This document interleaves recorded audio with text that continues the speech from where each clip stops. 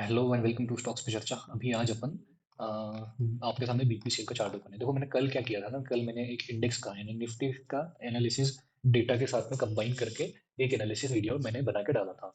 तो मेरे दिमाग में एक और चीज़ आई कि भाई अगर अपन निफ्टी का यानी इंडेक्स का एनालिसिस डाल रहे हैं तो जो हमारे रिटेलर यानी इन्वेस्टर्स है उनका उसमें बहुत बड़ा कोई फायदा नहीं है।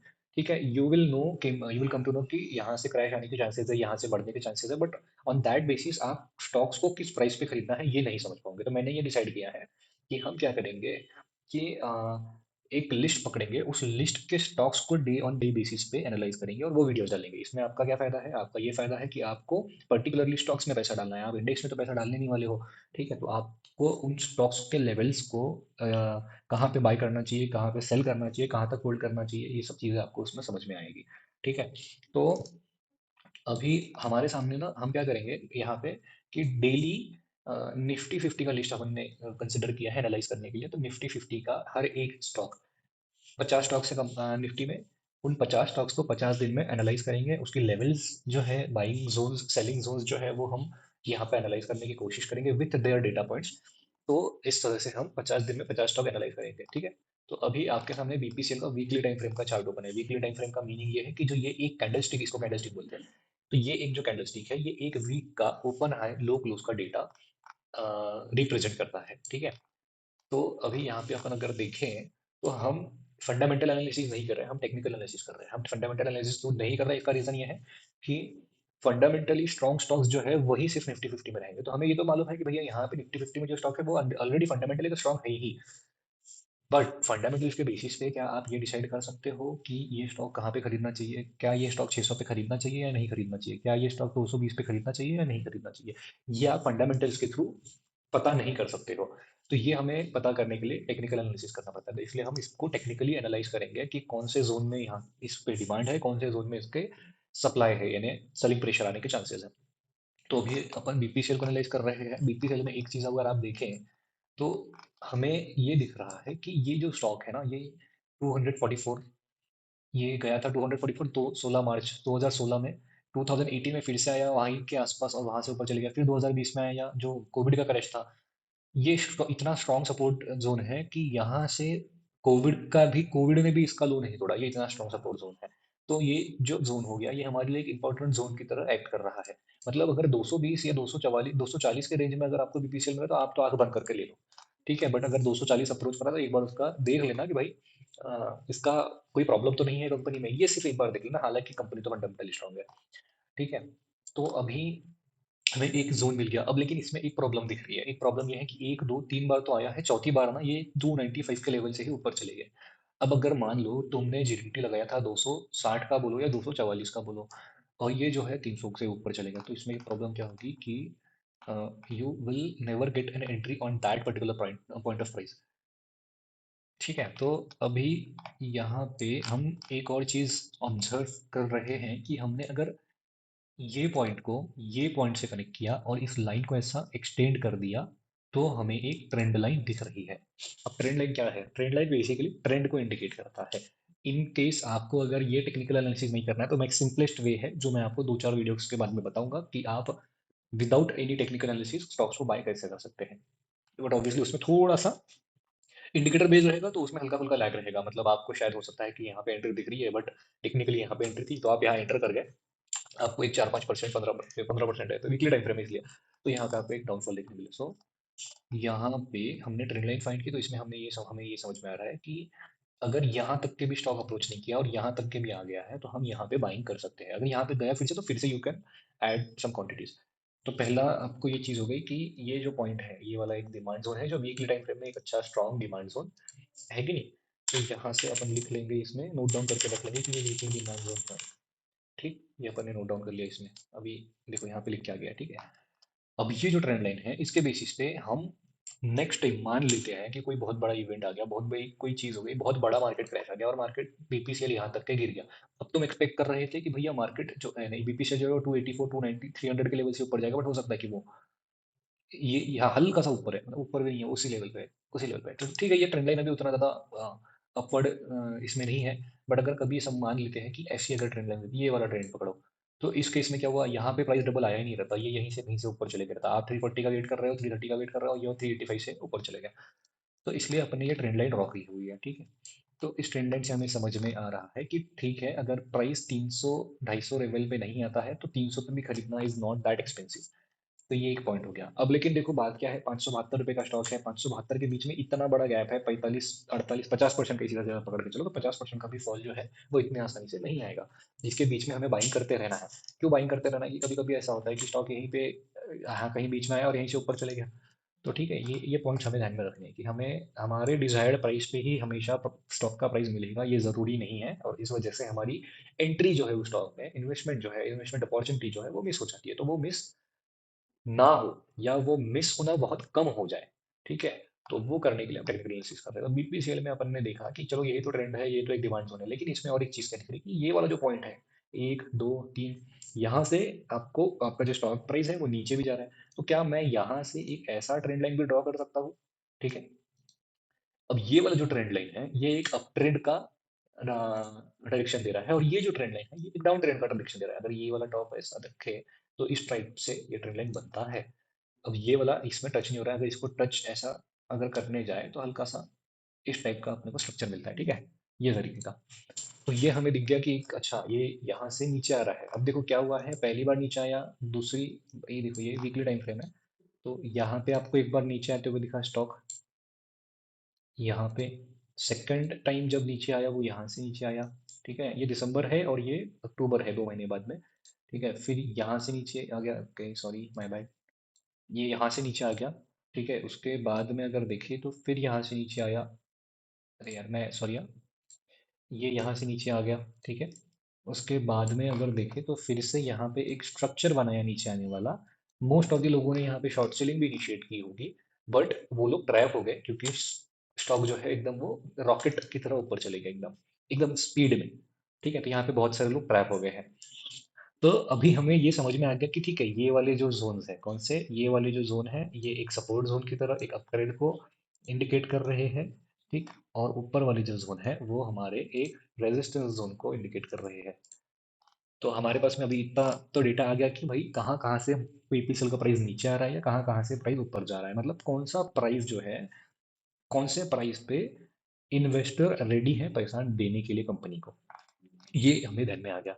अब देखो कि अब ये तो गिरता हुआ है, यहाँ पे आप अगर खरीदते हो तो आपके पास ऊपर जाने के लिए कितना रूम है, आपके पास 20% है। बट अगर साल भर में अगर आप यहाँ से देखेंगे कहीं से, तो ये अक्टूबर 23 से अभी तक के तो ये 100% बढ़ चुका है। तो ठीक सी क्या है, 100% का हमें एम नहीं करना है, बट हमें अगर जब दिख रहा है कि किसी एक पर्टिकुलर डेट से हम अगर जब बाय कर रहे हैं तो वहां से अपने को एक अच्छा खासा डिसेंट 30 40% का भी रिटर्न जनरेट होने के चांसेस है, तो हम क्यों उस प्राइस पे ना खरीदें, ठीक है। तो अब क्या हुआ, ये जो है जोन, ये इसको अपन क्या बोल सकते हैं, रेजिस्टेंस भी बोल सकते हैं, ठीक है। क्यों रेजिस्टेंस, क्योंकि प्राइस जो है वहां से ऊपर नहीं जा रहा है, ये रेजिस्ट कर रहा है प्राइस, ठीक है, इसलिए हम इसको क्या बोलेंगे है, रेजिस्टेंस, रेजिस्टेंस, ठीक है।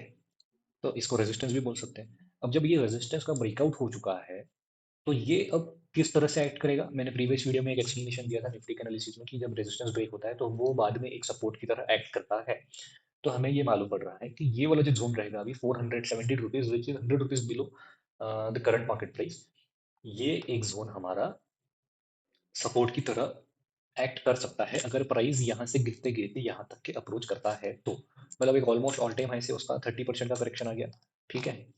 ये तो हो गई एक टेक्निकल एनालिसिस की बात। अब अगर यहाँ से हम देखें, देखो ये क्या हुआ, यहाँ से ऐसा अगर हम एक ड्रॉ करते हैं, ठीक है, तो ये जो रेजिस्टेंस जोन था पहले, इसको जब ब्रेक करके यहाँ से प्राइस ऊपर गया, तो अब मैंने रिटेस्ट वाला कॉन्सेप्ट प्रीवियस वीडियो में समझाया था कि जब प्राइस ब्रेकआउट करता है रेजिस्टेंस को फिर उसी लेवल पे टेस्ट करने आता है, और उसके बाद में अगर अपवर्ड जाना है तो फिर इसे एक रैली शुरू कर देगा। तो ये एक 550 का जो लेवल है वो भी एक सपोर्ट की तरह एक्ट कर सकता है, सपोर्ट की तरह एक्ट कर सकता है, यानी यहाँ पे डिमांड क्रिएट हो सकती है जस्ट बिकॉज यहाँ से एक ब्रेकआउट आया था। तो हमें अभी क्या मिल गया यहाँ पे कि पहले तो हमें मिला एक प्राइस जो ये है 550 रुपये का जो लेवल है, वो हमारा फर्स्ट बाइंग जोन रहेगा जिसमें हम लेस क्वांटिटी से बाइंग करेंगे, ठीक है। ये हो गया फर्स्ट बाइंग जोन के लिए। उसके बाद में हमें क्या दिख रहा है कि ये जो रेजिस्टेंस जोन था, हो सकता है कि इस रेजिस्टेंस का अभी तक के रिटेस्ट हुआ है क्या, मतलब यहाँ से जब इस चीज को ब्रेक करके गया है तब उसका रिटेस्ट होना बाकी है, मतलब ब्रेकआउट, रिटेस्ट एंड फिर से अपर जर्नी। तो हमारे लिए सेकंड जो ये बना है सपोर्ट जोन, वो रहेगा 475 रुपीज।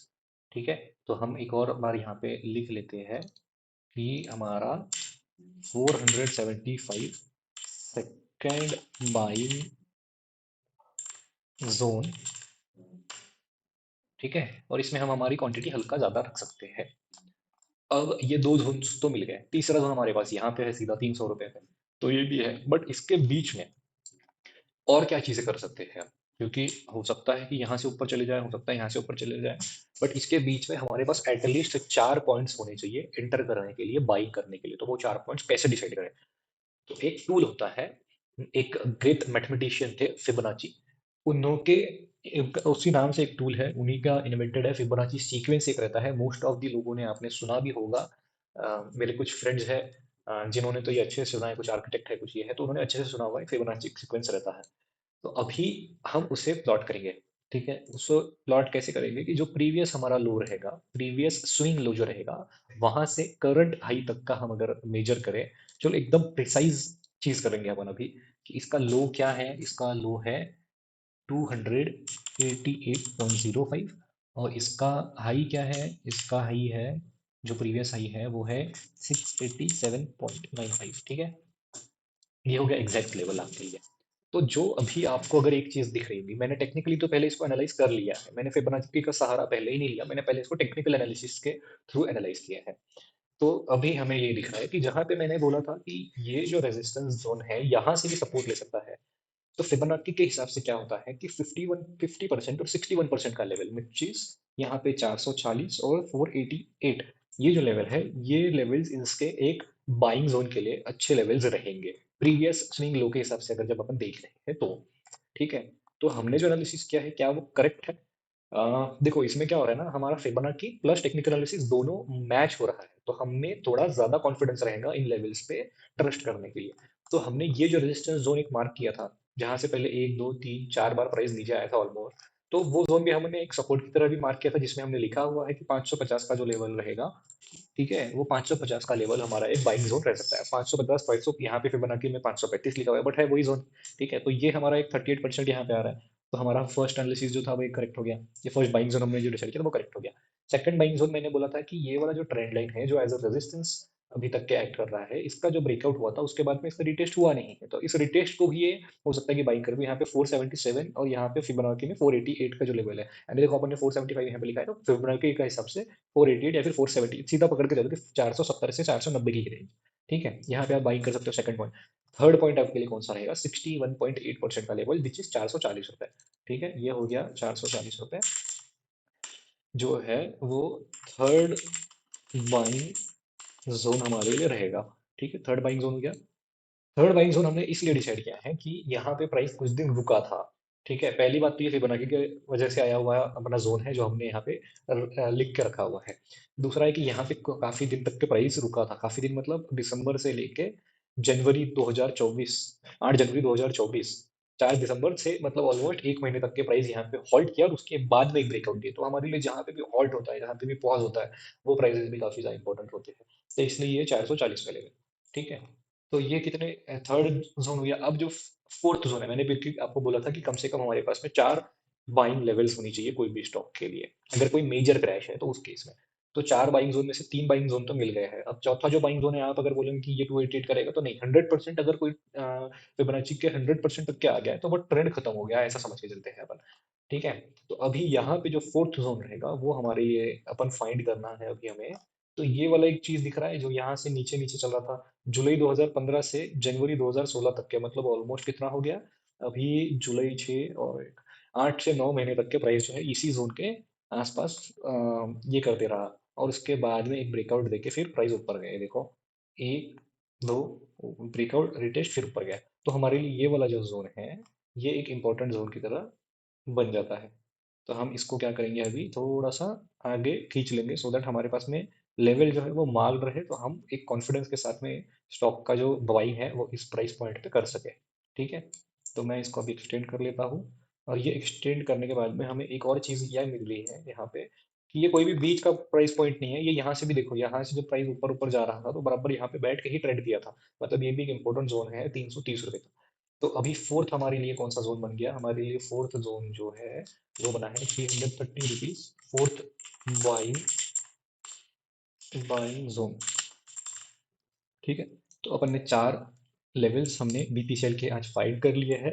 अगर कोई भी बड़ा करेक्शन, जैसे मार्केट में भी फिलहाल हर कोई बोल रहा है कि मार्केट में बहुत बड़ा करेक्शन आ सकता है, बहुत बड़ा करेक्शन आ सकता है, तो मान लेते हैं कि अगर कोई बड़ा करेक्शन आता है तो हमारे पास में ये तीन प्राइस पॉइंट रहेंगे जिसमें हम बीपीसीएल को खरीदेंगे। अभी मैंने यहाँ पे चार लेवल क्यों निकाले हैं? चार लेवल मैंने इसलिए निकाले हैं, जो मेरा कॉन्सेप्ट रहता है इन्वेस्टिंग का, मैं करता हूँ कि मान लेते हैं कि मुझे 1 लाख रुपए बीपीसीएल में डालने हैं, तो मैं पूरा 1 लाख रुपए किसी एक सिंगल प्राइस पॉइंट पे नहीं डिप्लॉय करता हूँ। मैं उसको चार हिस्सों में डिवाइड करता हूँ। तो अगर मान लेते हैं कि मेरा पहला जो ये था 550 रुपये पे बाइंग हुआ है, उसके बाद में नेक्स्ट बाइंग जो रहेगा इसके 12% जाने के बाद रहेगा, उसके बाद में 19%, उसके बाद में ये जो जोन रहेगा मेरा लास्ट। तो अब आप पूछोगे कि ये जोन के नीचे भी अगर चले गए तो क्या करना है? तो भैया ये जोन के नीचे अगर प्राइस जाता है तो आपको सिर्फ होल्ड करना है। फंड्स है तो ऐड कर लो, बट ऐड करके कोई मतलब नहीं, बिकॉज आपने प्लान किया था कि मुझे ये चार पॉइंट्स पे जो है मेरी बाइंग करनी है। तो ये चार पॉइंट्स पे अगर मेरी बाइंग हो चुकी है according to what I planned earlier, तो अब मैं और इसमें पैसा डिप्लॉय नहीं करूंगा। I will hold and wait for it कि ये बाउंस करे एंड मैं प्रॉफिट में कन्वर्ट हो जाऊँ। अब देखो ये चार पॉइंट्स जो है, चार बार बाइंग क्यों कर रहा हूँ? क्योंकि अगर यहाँ से खरीदने के बाद में नीचे चले गया, मैंने पूरा 1 लाख रुपए यहाँ पे डाल दिया था, मुझे 42% का लॉस दिखाएगा, which will be around 42,000 rupees. तो मुझे ये नहीं चाहिए। मैं क्या कर रहा हूँ, मेरी चीज़ों को कंट्रोल में रख रहा हूँ। मैं जब यहाँ पे खरीद रहा हूँ उसके बाद में मैं यहाँ पे खरीद रहा हूँ, तो मेरा एवरेज जो है वो नीचे आ जाएगा। फिर यहाँ पे खरीदूंगा फिर से एवरेज नीचे आ जाएगा, फिर यहाँ खरीदूंगा फिर से एवरेज नीचे आ जाएगा। अब मान लेते हैं, देखो यहाँ पे फोर्थ बाइंग जोन जो है, यहाँ पे लार्ज क्वांटिटी खरीदना है हमें। ठीक है, तो हमें ये भी ध्यान में रखना है कि कौन से टाइम पे कितनी क्वांटिटी खरीदनी है। ठीक है, मतलब मान लेते हैं कि यहाँ पे जब आप लार्ज क्वांटिटी खरीदोगे, फॉर एग्जांपल यहाँ पे आपने 10 शेयर खरीदे थे और यहाँ पे आपने अगर 100 शेयर खरीदे हैं, तो यहाँ से जब ऊपर जाना चालू होगा प्राइस, तो अब 100 शेयर यानी 300 रुपये, 32,000 रुपये, तो 32,000 में आपको सीधा 15,000 का प्रॉफिट दिखेगा और इसका लॉस भी कम रहेगा। तो सो बेसिकली आपका एवरेज अच्छा होगा और आप प्रॉफिट्स में जल्दी आ जाएंगे जब आपका स्टॉक रैली करना अपर साइड में शुरू करेगा। तो आई होप ये जो डिस्कशन है बीपीसीएल के बारे में, ये आपके काम में आए, आप इससे कुछ पैसा बना सको। और मान लेते हैं कि ये स्टॉक इन प्राइजेस पे नहीं भी आया, तो हमें जो हमारा प्लान है उसी हिसाब से चलना है। प्लान को डिस्टर्ब मत कीजिए। प्लान को डिस्टर्ब करेंगे हो सकता है कि आपको बड़ा लॉस भी हो जाए इसमें। ठीक है, तो ये मेरा प्लान है। हो सकता है कि आपके पास में कोई और प्लान हो कि आप 4 बार नहीं, आप 3 बार में प्रेफर करते हैं, आप 2 बार में प्रेफर करते हैं, आप शायद वन टाइम में प्रेफर करते हो, बिकॉज आपको अमाउंट बहुत बड़ा डिप्लॉय नहीं करना है, आपका एक छोटा सा अमाउंट आपको डिप्लॉय करना है। तो इसलिए आप शायद ये वन टाइम में इन्वेस्टमेंट करते हो। तो ये सारी चीजें हैं, आप आपके प्लान के अकॉर्डिंग भी कर सकते हो। मैंने एक ट्रेडर के पॉइंट ऑफ व्यू से, जो ट्रेडर एक प्लानिंग करता है उसका ट्रेड लेने के पहले, इन्वेस्टमेंट करने के पहले, उस चीज के हिसाब से मैंने आपको ये प्लान समझाया है। ठीक है, आई होप आपके लिए ये एनालिसिस कभी काम में आए। ये प्राइस जब इस लेवल्स पे आए तो आपको मेरी याद आए, या शायद मेरे चैनल की याद आए कि यार ओके ये वीडियो अपन ने देखा था, इसके हिसाब से अपन ने यहाँ पे बाइक किया, और जब पैसा बने तब भी आपको मेरी याद आए। तो थैंक यू फॉर वॉचिंग। और अगर आपको ये वीडियो का सीरीज पसंद आ रहा है, या अगर आगे के वीडियोस भी आपको अगर पसंद आते हैं, तो चैनल को सब्सक्राइब करिए, लाइक कीजिए वीडियोस और शेयर कीजिए अपने फ्रेंड्स के साथ में जो इन्वेस्टमेंट्स में थोड़ा इंटरेस्ट रखते हैं। Thank you for watching.